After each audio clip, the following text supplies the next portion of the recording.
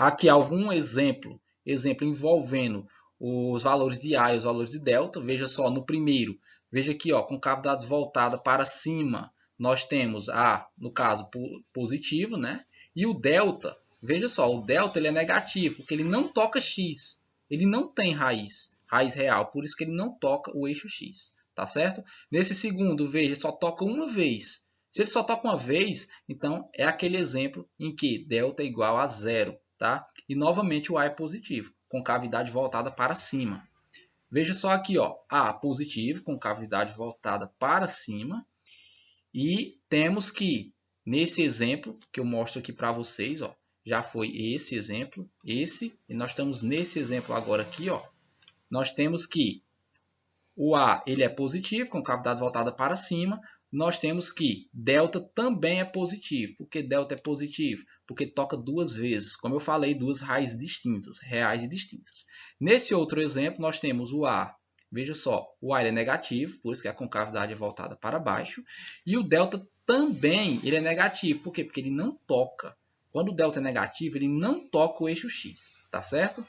Veja só aqui, outro exemplo. O A também negativo, com cavidade voltada para baixo. E delta igual a zero. Por que delta é igual a zero? Porque só toca uma vez.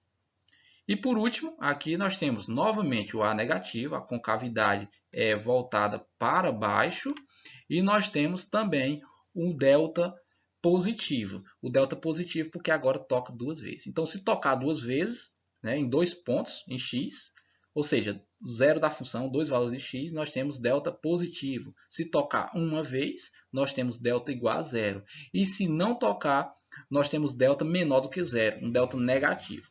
Se for com cavidade voltada para cima, nós temos o valor de A positivo. E se for com cavidade voltada para baixo, nós temos um A negativo. Então, partindo desse exemplo, esse primeiro exemplo aqui, ó, passando para vocês. Veja só, o A positivo só toca uma vez. Então, ó, A positivo e delta igual a zero. Nós temos novamente aqui, ó, o A negativo e toca duas vezes. Então, nós temos A negativo aqui, ó, e delta positivo. Aqui nós vemos que não toca. Então, se não toca, o delta tem que ser negativo e com cavidade voltada para baixo. Então, tanto A como o delta são negativos. E nesse exemplo, nós temos que, veja só, com cavidade voltada para cima. Então, o valor de A ele é positivo e toca duas vezes. Se toca duas vezes, delta também é positivo. Então, os dois valores, tanto A quanto delta, é positivo. E nesse exemplo, nós temos aqui, ó, concavidade voltada para baixo, né? Vocês estão vendo a concavidade voltada para baixo.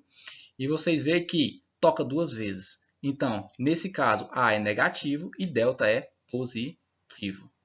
E por último, né? Por último, nós temos não toca o eixo x. Ó, veja o eixo x aqui em cima. Ele acaba não tocando esse eixo. Então, se não toca, o delta ele é negativo e a concavidade também voltada para baixo. Então, tanto delta quanto o valorzinho de A, todos dois são negativos, são menor do que zero. Tá certo? Então, resumindo aqui o vídeo referente à função quadrática, em que eu falei um pouco para vocês sobre o zero da função, né, as raízes da função, falei um pouco sobre as coordenadas do vértice, sobre o parâmetro C, e agora falei um pouco sobre o gráfico, né, as características no gráfico. No próximo vídeo eu vou mostrar para vocês a variação desses coeficientes através do programa GeoGebra. Então era isso, pessoal. Até mais, ok? E espero que vocês aproveitem o material para estudar, tá bom? Até mais, tchau!